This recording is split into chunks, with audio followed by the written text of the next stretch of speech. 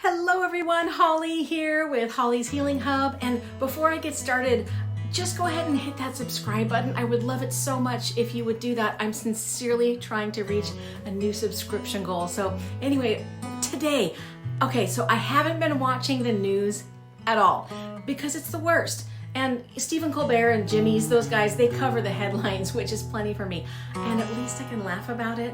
But we would definitely agree, I think you and I, that it's not even close to funny what's going on out there right now. But it's hard to avoid the headlines, just even opening your phone, right? You know what's going on. And I do want to know what's going on to a degree, but here's the thing for me.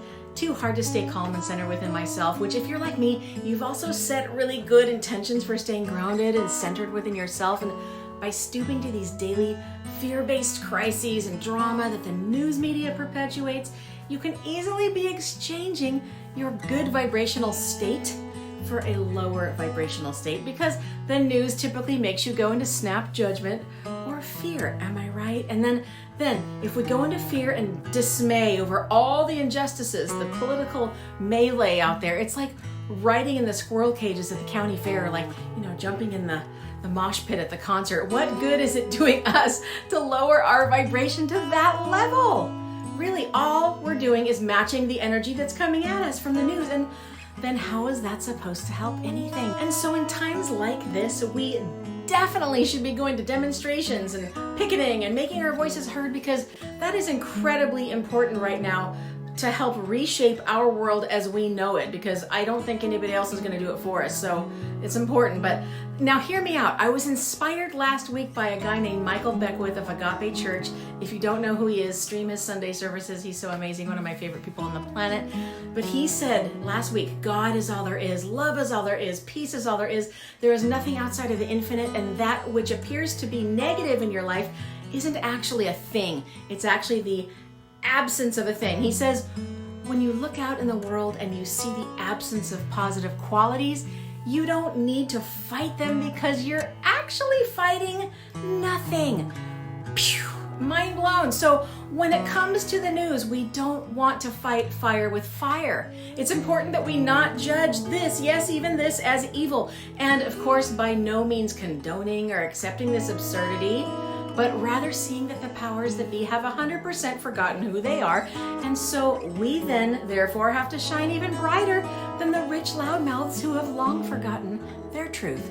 And if you're watching this, you're probably also aware of Esther Hicks, who channels Abraham, and they say that there is no source of evil. There are no true evil people, just those who have forgotten who they are and who have created a false perception of separation between themselves and a source or God, creator, whatever word you choose. And with these folks, it's the ultimate example of the ego mind gone wild, having attached only to fear, doubt, limitation, separateness, shortage consciousness, and then using the ego mind or the small self to try and control others, attempting to gain more for themselves, having abandoned any sense of trust or compassion for others within their own consciousness. And so, again, our job is to stand in our truth, to bring the human collective, the people, the systems, the greedy politicians back to their truth, or at least deterring them until they self-destruct, which they will eventually, but by holding our truth and demonstrating the source-fed, source-led truth of who we are, which is love. And so getting back to you, it's really about setting boundaries, not for others in this instance, but for yourself, regarding how far out you're willing to let yourself unravel emotionally, right? Asking yourself, if you want to turn on the TV and risk getting triggered, rather than being in alignment and a vibrational match for what you want in life.